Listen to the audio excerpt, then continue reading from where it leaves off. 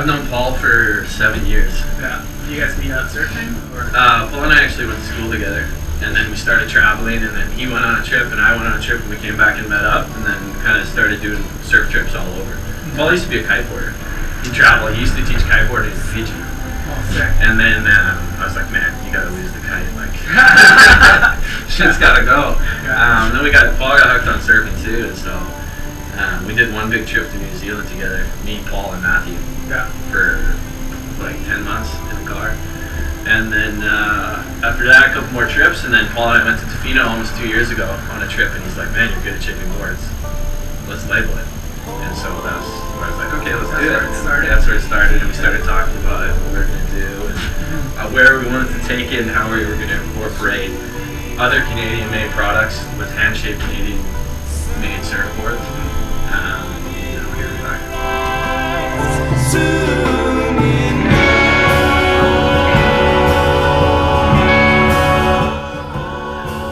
Moved to Hewlett for a winter with my buddy Matt.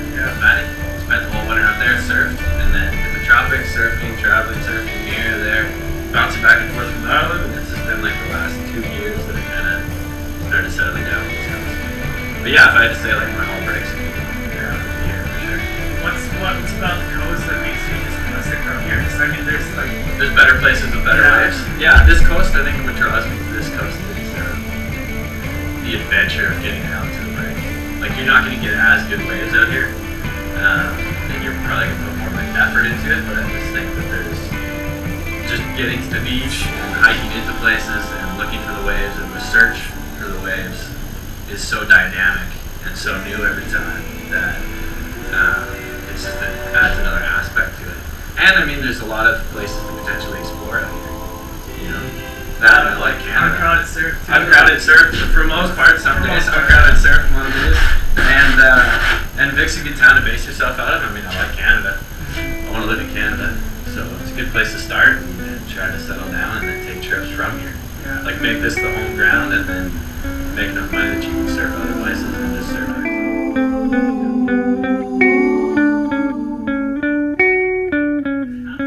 How did I start shaping? I got the John Carper Shaping 101 VHS. Like VHS. Oh yeah, okay. So I got that for Christmas. And this is when you started surfing? This is when I started surfing. I was like 19 or something. Okay. Watched it and I was like, shit, I could do that. So I got a blank. I went to Home Depot and I got that pink foam.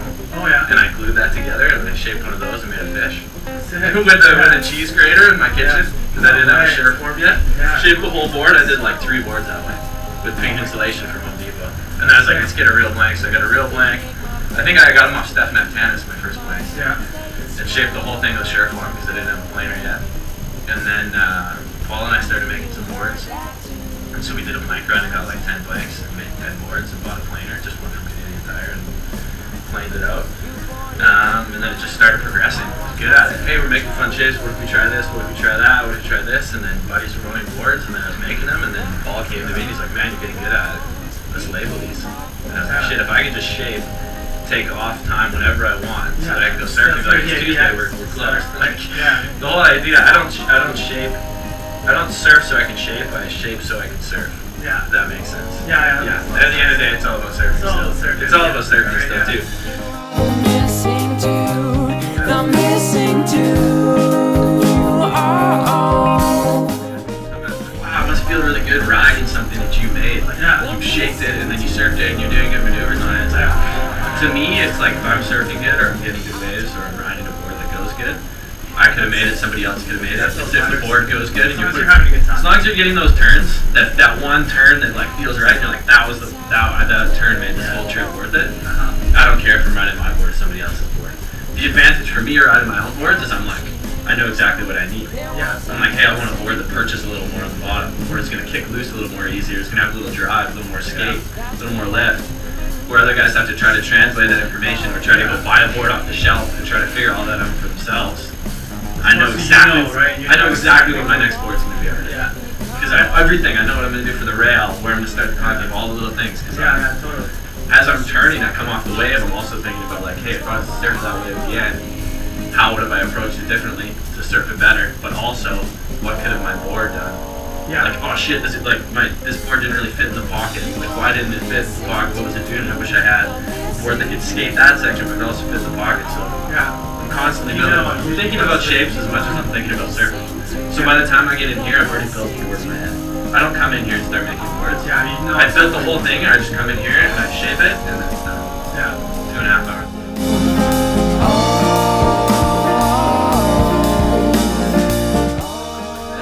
You just go in there and you get what you want. Or if you get something custom, there's a disconnect.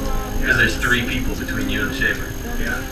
So I think in that sense we're doing something unique. Yeah. I wanna like already I've got guys coming back to me being like, that last board you made looked like this, now I want a performance board. And we look up the numbers for the board that they made and be like, oh, you like this sticks, now we're gonna make the performance board. And really get in tune with like a shaper surfer relationship where when you get up to higher levels of surfing, every surfer on the world tour has to talk to a shaper. Oh yeah. Those guys don't go and buy boards on the shelf, they're working with they're standing with the guy. Making their own boards, because that's how you get in tune with the board that's going to be just right for you. But why can't you have that at a lower level? Why do you have to be on the top of the board to get that? This is where I want to take my surfing. I don't care about doing off the lip turns. I just want to go down the line. I want to go fast. It's like, here, we'll just build you this board. Yeah. Exactly what you need. One-offs, stuff that guys aren't going to see at CCAC because by the time they program it, that goes back to that one-on-one relationship, right? Yeah. Shaper and surfer, Yeah. wave, Basically, yeah. That connection is definitely important, I think. Yeah. And as you said, not only a pro should have it. Anybody should have it. Yeah. Why not? So Why not? I got into surfing because it's nice and dynamic. That's one of the things I really like about it. If you look at how much time you put into surfing versus how much time you actually spend riding waves, it's basically nothing, right? You're always checking the forecast, looking at weather, driving to the beach, hiking into a place, teaming up with your buddies to get stuff, talking about surfboards, organizing your surf, getting a new wetsuit, figuring out your food for camping, all that other stuff that you enjoy doing for that 1 minute of riding on the wave. And so it's really dynamic. And it's like, why can't how you get your board and what kind of boards you're riding be a dynamic part of your surfing? Like, why does it have to be, I'm just going to go get a board from the store and buy it? Yeah. Why can't it be another dynamic aspect where it's like working on new shapes? And a guy can come to me and be like, yeah, what are you riding? Like, well, yeah, I've been working on this board. I've been giving feedback to my shaper and like trying to get my rails really super up on. And then that's a whole other aspect of what you can be thinking about when you're surfing. It adds more depth to it. It makes it more creative. It makes it more fun. It's all about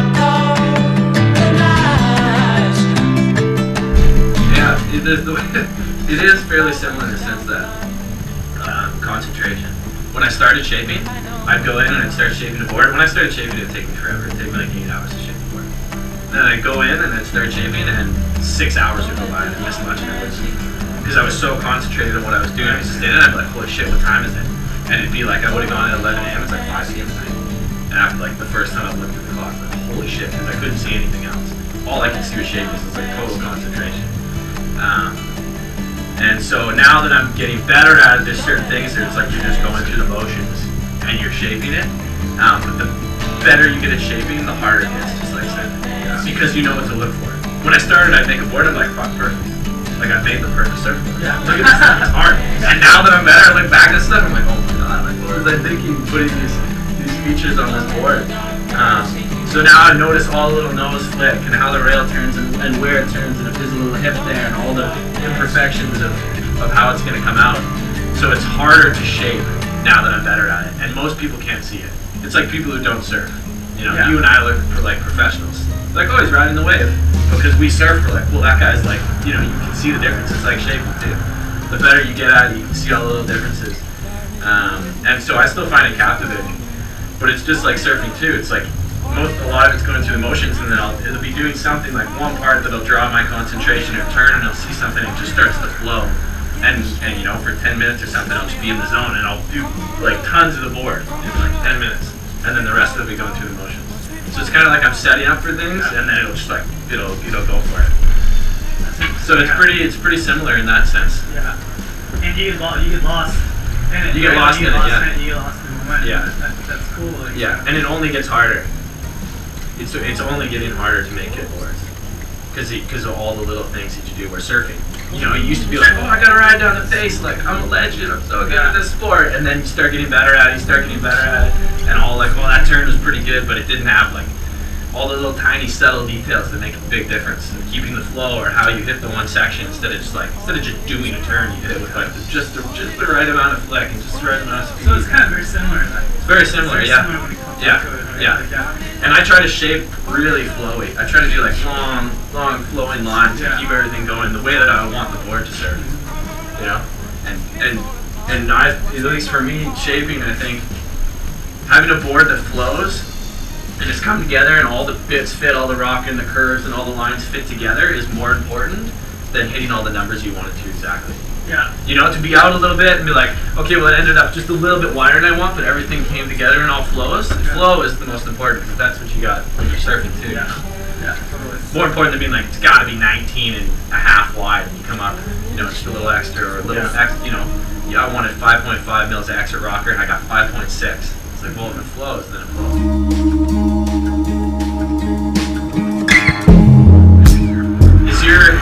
I mean, a lot of guys, the idea of a performance shortboard is to get the most control as possible on the wave to do what they want, right?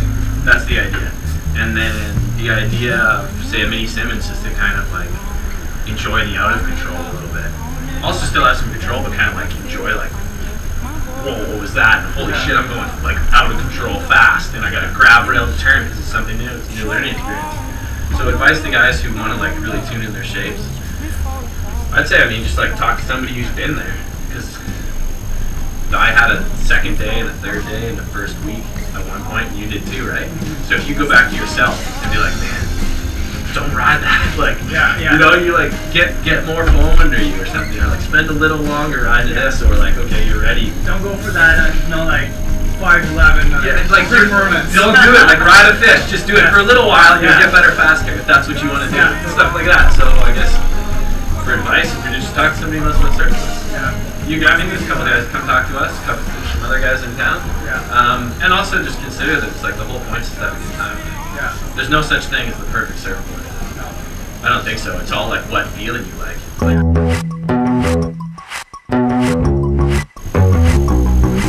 It's gonna come out cheesy. It's gonna. I don't know.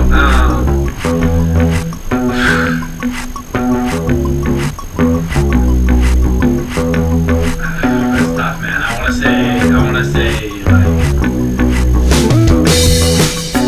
stoked. You know? Yeah. It's sort of like stoked a lot. Yeah. Oh, when is that you turn those up? Friends say that they don't doubt it, but I thought it might be too soon to come to that, but I'm about it.